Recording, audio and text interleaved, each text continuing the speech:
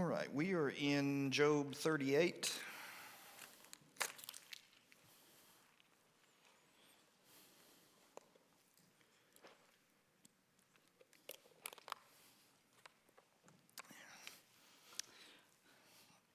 So I was talking to my friend Josh this morning that was here for our One Awesome Day, and we were talking about all manner of things, and somehow class came up tonight and what he's teaching, what I'm teaching, and he's like, "What are you teaching?" And I said, "Job." He's like, "Still?" I was like, "Yeah, kind of." I was like, "But it's 38. I mean, we're a stone's throw. Not that bad." So that's where we are. Last week we spent some extended time, just trying to set the tone of the chapters, and when God is speaking, and there are different routes that you can take, and then we just spoke to those, and then decided the route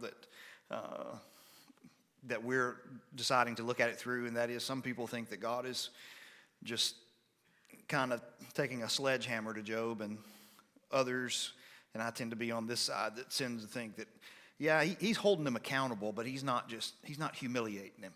Okay, he's just reminding him of some things, like, you know who I am, and he's using questions as a way of doing that. I mean, questions are one of my favorite writers. That's what he will do. He'll write on the subject in that chapter, and then he'll just lay down question after question after question in paragraph form. And by the time I'm through, I'm like, all right, man, I get, like, you made your point. Like, after all these questions, I get it. I'm a bad person. The questions have a way, of helping people to arrive at conclusions to where, you don't have to say something. All you're trying to do is lead people to think, and people can draw conclusions, and that many times is more conducive to change, because what happens when you confront people head on, we have this defensive streak. But if you can keep yourself calm the way that you're supposed to, and just simply reason and ask a question, that begins the internal investigation. That defense mechanism does not go up. And so I think in some ways that's what God is doing here with Job. He's answered him out of the whirlwind, and he actually gives, as you can see on the board, he basically has two speeches, because he'll give this first one. You'll see Job's reaction, but Job hadn't quite put it together yet. He's got a good reaction, but it's not necessarily the one God is looking for. And so then he moves into another discussion, and once he's finished with that one, Job gives the response that God is he's leading him to. And so we're in chapter 38. As he is walking through this, he has asked Job questions about the creation, the ocean, the marvels of light, and the sun rising and sun setting, so forth. And where we pick up in verse 22, he's going to talk about, and we're in poetry, okay? So that's one of the big things to keep in mind. Now look, I will be the first person to tell you, me and poetry is not my favorite thing. Like, you're not ever going to find me sitting down with a poetry book open. I mean, maybe if I've got to, but I will promise you it's the exception. It ain't the rule, okay? But the thing about poetry is, it's flowery. It's highly metaphorical. And so discerning it is not always the easiest thing. Literalizing it is a disaster. And so we want to keep that in mind. And so God is not making to Job necessarily scientific statements, in the sense of, for an example here, he will talk about where is the east wind scattered on the earth? Okay, that's not God saying to Job, you know how the east wind gets on the earth? Every day I go down and I drop it and scatter it everywhere. No, it's involved in a system that God has put in the created order. But God superintends it. But it's a poetic way of saying God is the one who's in control of everything. And so trying to push on it too hard and put too much weight on it will get us into some trouble. So, verse 22, he says, have you entered the storehouses of the snow, or have you seen the storehouses of the hail? Is he saying that God has this place in heaven? Like, you see that big storehouse right there? That's where all the snow comes from. No, that's not his point. But he's using images that we can understand where snow and hail originates. He says, which I have reserved for a time of trouble, for the day of battle and war. God can use these things, some of the curses in the law, some of the battles throughout history and Scripture. He used some of these things to aid his people and things along those lines. He says, what is the way to the place where light is distributed, or where the east wind is scattered upon the earth? Can you go to the location? Do you know where the location is, Job, in heaven, where light is distributed? From this point, this is where light goes out everywhere. Okay? Or the east wind. Where am I? Where in the world, where in the universe do you go, and that's where the east wind is dropped? You can't go to that specific location, and that's what he's trying to do. He's trying to help him to understand some of these things. He says, who has cleft a channel for the torrents of rain and a way for the thunderbolt? Okay? So making the way for the rain and then making the way for the thunderbolt, okay, to bring rain on the land where no man is, on the desert in which there is no man, to satisfy the waste and the desolate land, to make the ground sprout with grass. So taking care of the ecosystem, so to speak, and in this particular context, taking care of a place that humans don't even inhabit. Desert places where no human will be. It's things that, this is me. I don't think about what is going on right now in the middle of a desert somewhere where no human is living.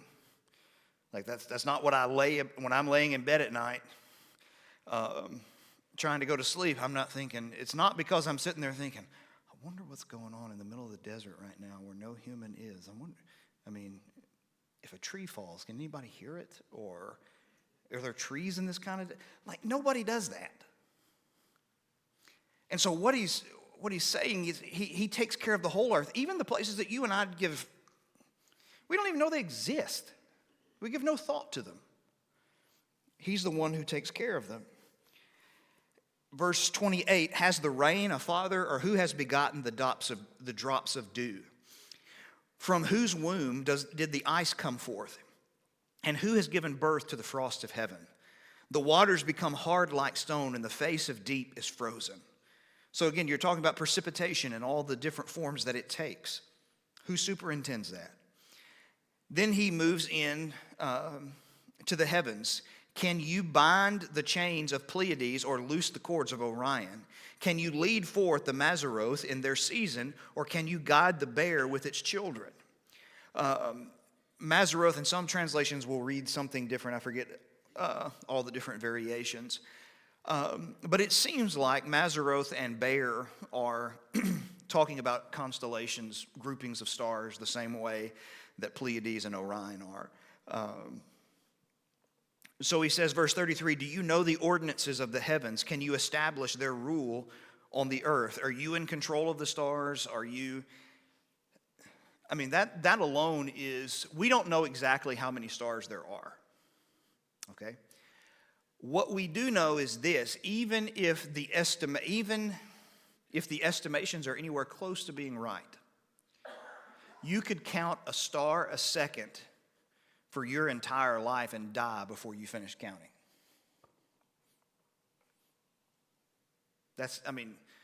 They're everywhere. There's that many of them. If you counted one per second for the rest of your life, you'd die before you counted them. And so, and that's a big, the sky and the heavens are a big overwhelming thing. When you look at them, you can see that. You don't have to be convinced of that. And it's been used in Scripture for a number of purposes as well. So he continuing on, verse 34, can you lift up your voice to the clouds that a flood of waters may cover you? Can you tell the sky what to do? Call forth the rain? Can you send forth lightnings that they may go to you and say, here we are? That is, can you go, hey, lightning, come here. And it magically stops right here next to you and is waiting on you to tell it what to do? No. Who has put wisdom in the inward parts or given understanding to the mind? Who can number the clouds by wisdom? Or who can tilt the water skins of heaven? Can you count the clouds? Tilting the water skins of heaven. Water skins are kind of an interesting thing depending upon which culture you're in and which form you're looking at. But a lot of times water skins, well, you might just Google it sometime. Water skins, first century, where they would take the animals and they would, basically use the outer skin of the animal, gut the things on the inside, use the outer skin, and they'd store their water in it. And that's how they would sometimes transport their water. Now, obviously, they did all the sanitary things and stuff like that. But again, you want a glass of water from that? Nope. Not really. And so when he says to tilt the water skins of heaven, that's kind of the idea. We would think of it, if God were talking to us in American language, he would say something like, can you tilt the 55-gallon drum of water over? Okay, some big storage container you use for liquid. And that's his point. He says, can you tilt them over when the dust runs into a mass and the clods stick fast together? So when the earth gets really dry, can you send moisture on the earth in order to aid it? Then he is going to move into the animal world. And so he's been dealing with all different types of weather patterns and precipitation and light and storm, and now he's moving toward animals. And he says, can you hunt the prey for the lion or satisfy the appetites of the young lions when they crouch in their dens or lie in wait in their thicket? Are you concerned with those things? Look, I stand stunned at an empty pantry all the time because 3 crazy little kids just destroyed it. There's nothing there. You worry about how, where's it going? But you think about,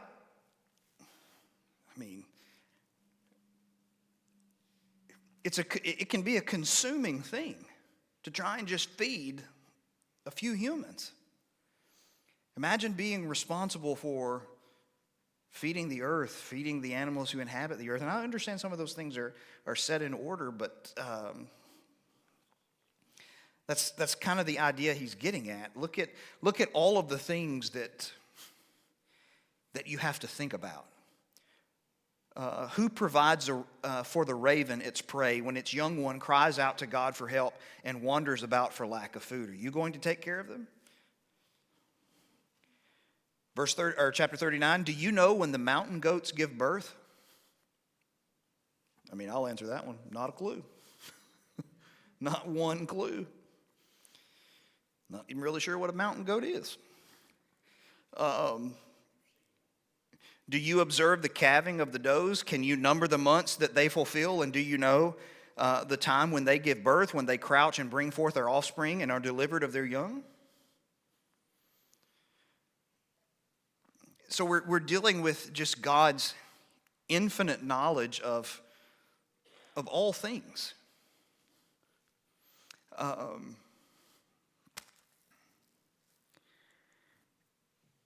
There are.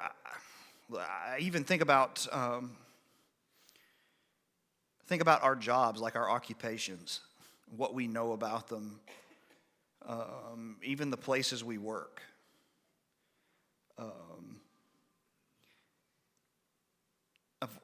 We've almost been here for 6 years now, and there are a lot of things about this place, this facility, a lot of the operations and how things work and how they function. There are a lot of those things I could tell you, but there's still a whole bunch of those things that I don't know. Okay? And I think that's probably true for all of us. I mean, there are certain things we know, but how all of it gets done and who's responsible and everything that's invested in, that's a hard thing to know. God is able to track a random animal and its pregnancy cycle. Like, where are they in the process of giving birth? When did they conceive? When are they due? All of these different things. It says their young ones, verse 4, become strong. They grow up in the open. They go out and do not return to them. And so he sees this process from the time that they are conceived to the time that they are born, and then to the time when they go out on their own. He says, who has let the wild donkey go free? Who has loosed the bonds of the swift donkey? To whom have I given the arid plain for his home and the salt land for his dwelling place? He scorns the tumult of the city, and he hears the shouts of the driver. He ranges the mountains in his pasture, and he searches after every green thing. The wild donkey. And so what he's simply taking animals, and he's just saying, what about this one? What about this one? What about this one? Verse 9, is the wild ox willing to serve you? Will he spend the night at your manger? The wild ox show up to you one day and go, all right, I'm here, boss. What you want me to do? They do to God in a certain way. Can you bind him in the furrow with ropes, or will he harrow the valleys after you? Will you depend on him because his strength is great? Will you leave to him your labor? You trust him to just hand it over and get it done and he'll follow directions? Do you have faith in him that he will return your grain and gather it to your threshing floor? Do you trust an ox to go out in the field and cut the grain? And then after they cut the grain, to bring it into the threshing floor and lay it across there where they can walk on it, crush the grain out, and then get the winnowing fork and throw it in the air in the evening and let the breeze come through and rip the chaff and let the grain come back down. You think you trust the wild ox to do that? Then here's my favorite one. What about the ostrich? The wings of the ostrich, they wave proudly, but are they pinions and plumage of love? For she leaves her eggs on the earth and lets them get warmed on the ground, forgetting that a foot may crush them and that a wild beast may trample them. She deals cruelly with your young as if they were not hers. Though her labor be in vain, yet she has no fear, because God has made her forget wisdom and given her no share in understanding. Not a smart animal. When she rouses herself to flee, she laughs at the horse and his rider. Why? The ostrich is faster. It's a fast animal.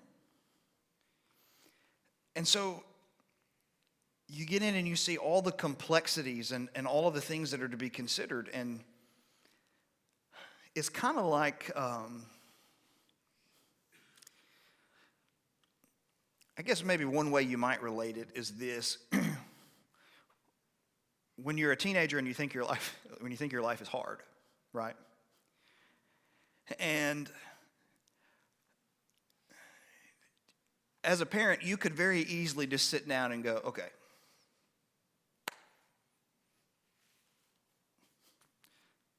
let me just talk to you about a few things. And you and I mean, their concept of what a bottle of shampoo costs. When they go, all they know is when they go to the shower, there's a bottle of shampoo. They don't know what it costs. They don't know how it gets there. They don't understand the complexities of, do you know what retirement looks like? Do you know the different buckets and different areas you have to diversify and spread your money around? Do you understand how much money it takes to operate this household? the insurances that you have to have, the ways that you have to protect yourself. These are things, and it's not, listen, it's not because they're bad kids. They're kids. They just don't have the concepts of these types of things. They haven't had to handle them. They haven't had to deal with them. But in ways, that's what God is doing with Job.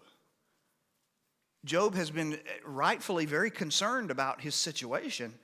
And God is trying, as we said last week, God is broadening his perspective to say, okay, now Job, he sees his problem right here, and this is all he can see. But what God is doing is saying, pull that hand out. Now look around. You see all this other stuff? You see all these other people? You see everything else that's going on in the world? You're not the only person in it.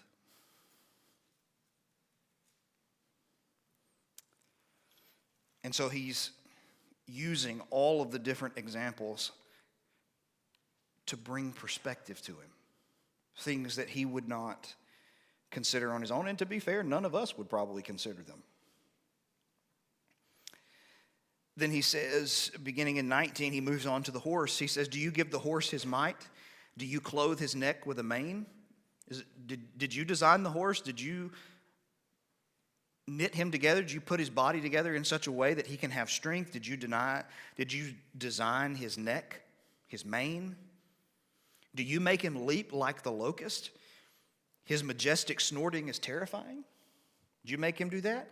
His paws, he paws in the valley and exults in his strength. He goes out to meet the weapons, talking about a battle horse in particular. He just runs straight ahead. He laughs at fear and is not dismayed. He does not turn back from the sword.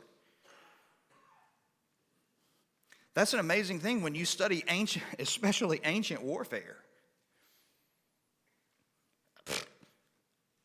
Charging battle lines on those horses, I mean, that was a death sentence. They plunge right ahead, full speed, never let up. Just roll on.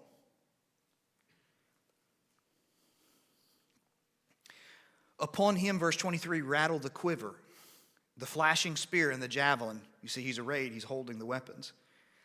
With fierceness and rage, he swallows the ground. He's moving so quickly, it's like he's drinking up the earth as he's going.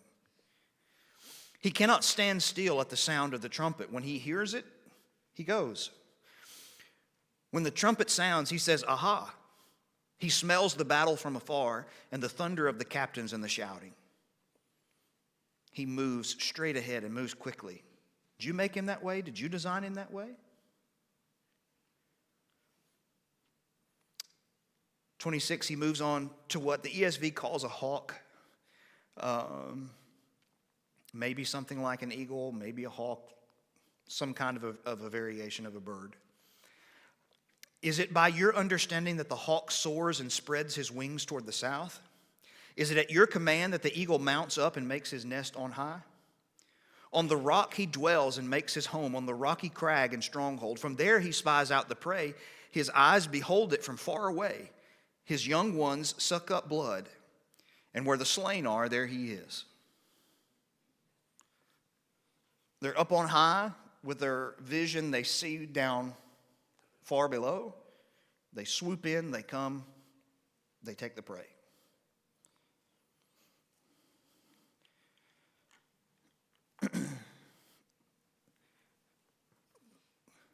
So, I mean,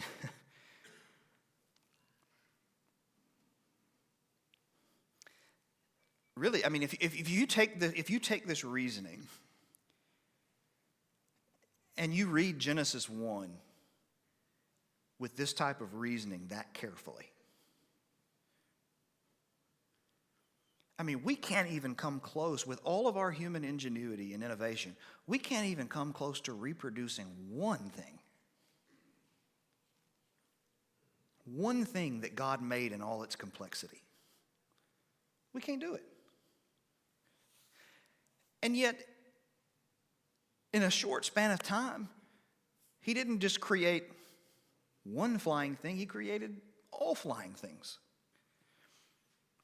With all of the designs, all of the engineering, all of the eyesight or lack thereof feathers, lack thereof, wings, how they use instinct. All these, I don't know how many people are alive now that study. You can go become an expert in just one fish. Spend your whole life become an expert in one whole fish. That's just one of many. It's an overwhelming thought, and it's supposed to be overwhelming. Because we're supposed to realize just how complex. The human body alone is mind-boggling. But then you take, to me, the engineering of internal organs, blood, vessels, all of those different types of systems, when it comes to, I'm amazed at it at any level, but especially at some kind of a gigantic monster level of an animal.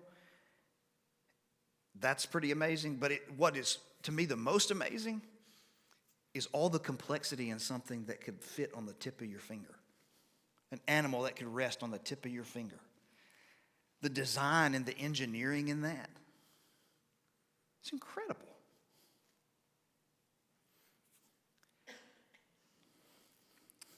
So,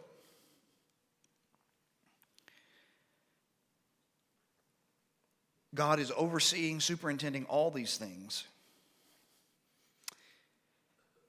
And so he says to Job in chapter 40 and verse 1, "And the Lord said to Job, shall a fault finder contend with the Almighty?" Contend is a legal term. It's talking about the court dispute that we have talked about quite a bit in the book. Job has continually mentioned that he wants his day in court, or he wants somebody to represent him. Excuse me. He says, "He who argues with God, let him answer it." The ESV reads, "Let him answer it." The idea behind the term, though, is not so much answering as much as it kind of implies rescinding your case. Job, in essence, so what Job is, or what God is saying to Job is, you want to keep contending with me? I'm pausing in my case. You want to keep contending with me? Or do you want to rescind your lawsuit? You're saying that I've done something wrong. Do you want to keep pushing that, or you want to rescind? I'll give you a chance to get out right now. And Job answers him and said, "Behold, I am of small account. What shall I answer you? I lay my hand on my mouth. I have spoken once, I will not answer. Twice, but I will proceed no further." So he's very obviously and very clearly overwhelmed. Saying, look, hand on my mouth, I'm not even going to try and respond. Which is what he predicted would happen. Even when he was wanting a legal hearing with God, he said, I know what's going to happen. He's going to talk and I'm going to go, yikes. And that's exactly what's happening. I'm out of my league. I'm in over my head.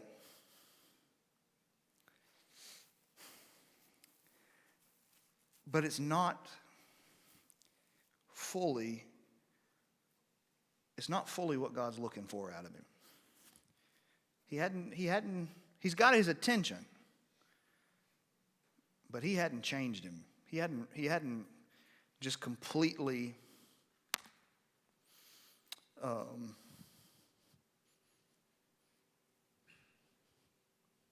well, if you look at the end in chapter 42, at the end of the second speech, Job says,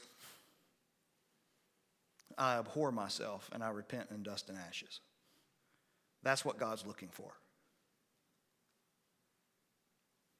He's not at that point yet. And that's what makes then this second speech of God significant. Because there's something about the second speech. The first speech, it puts him on his heels it clams him up. He's afraid to talk. But he's not on his face yet. But after the second speech, he's going to be on his face. So what then is going to transpire in the second speech that's going to really push him to where he's going to see God in a different way, and the whole game is just going to be turned upside down? Well,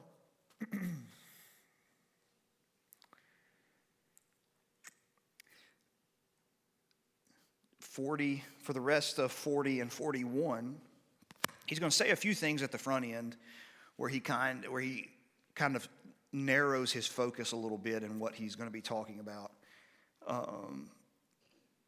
What God is focusing on in this section is in verse 8, will you even put me in the wrong? Will you condemn me that you may be in the right? And so God is going to defend his justice in this section. And to do that, he is going to say a few things and then focus on two,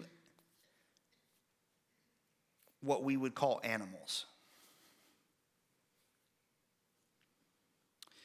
and how to interpret these two animals, Behemoth and Leviathan. So when we get to trying to understand these two animals, there have been a few approaches throughout the years as to what's going on. Some people think that the animals under discussion here are unknown to us. They are mysterious, and basically what God is trying to say to Job through these animals by giving us a kind of a detailed look at them, of Behemoth and Leviathan, well, they're mysterious and suffering is mysterious. Well, I mean, to me, that doesn't make a lick of sense. I mean, not even close.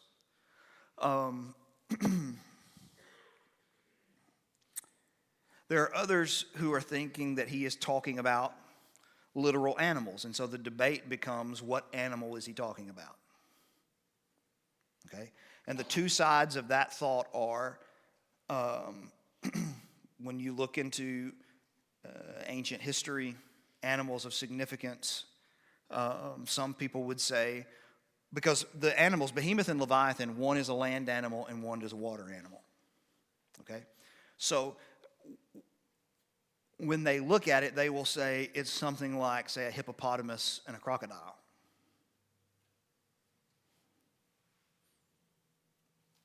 Maybe. I'm not totally convinced by that, to say the least. The other side of that, which is actually a really new argument, it's more like within the last 100 years, is that this is talking about dinosaurs.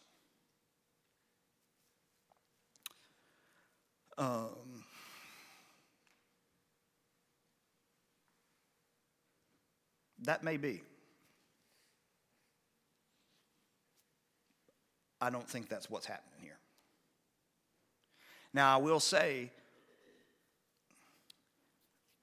that what I think these animals represent, the picture of them, of being powerful, overwhelming, chaotic, could they have been based on what we would, in our minds, call a dinosaur-like figure? Yeah, that's probably fair. But I don't think that's what's going on. I don't think that's what Behemoth and Leviathan are found in several places in Old and New Testaments. Many times they're not translated with those words Behemoth or Leviathan, but the Hebrew words themselves are located in a lot of places. Okay? And when you look at ancient literature, okay, That is the way ancients understood it, including Jewish people. And by the way, this will come into play when we hit Revelation, because in Revelation 13, you'll have two beasts that appear. One will be coming up from the water, and one will arise from the land. And I don't think that's accidental. So I will tell you the assumption that I'm rolling with, and as always, look into it yourself. You are free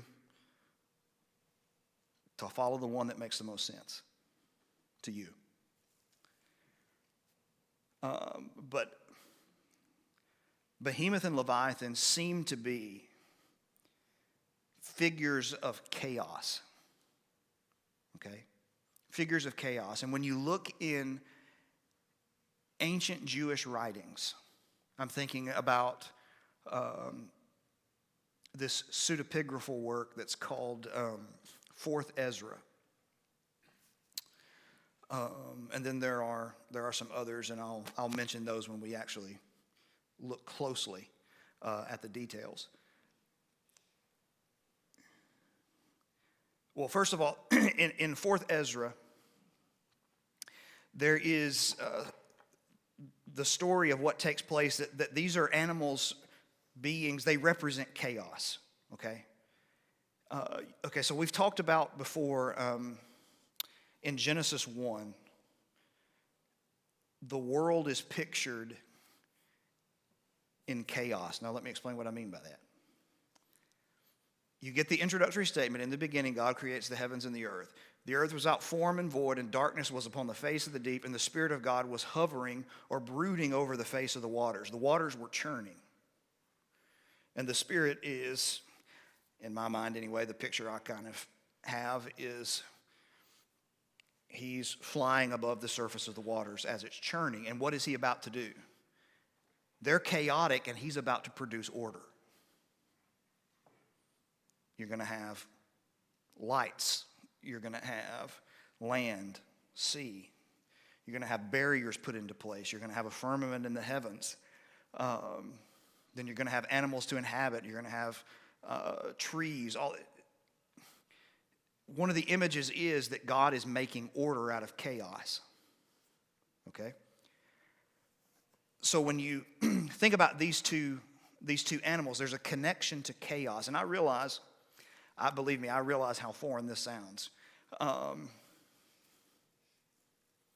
10 years ago, I'd have looked at me about like I was nuts. So I would simply say, just be patient here. I promise you I'm not off my rocker. Okay?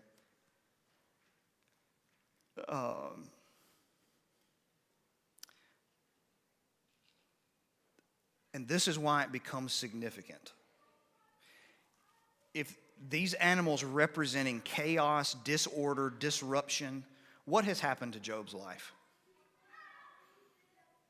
It's been chaos, it's been disorder, it's been disruption.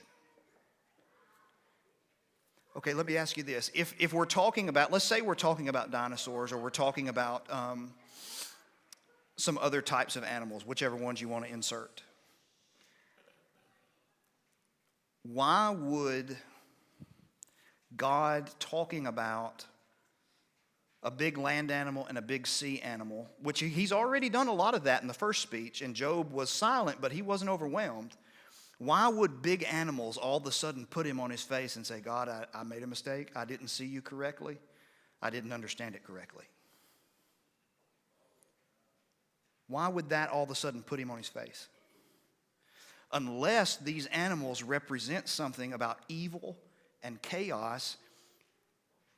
And what God is telling Job is, I'm taking charge of evil and chaos. I've got it under control. And one day, I'm going to ultimately end evil and chaos. Now, that would put me on my face. And I think that's what these animals represent.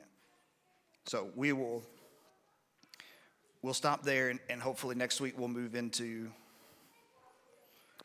looking at it and just see, and you obviously make your own judgment calls.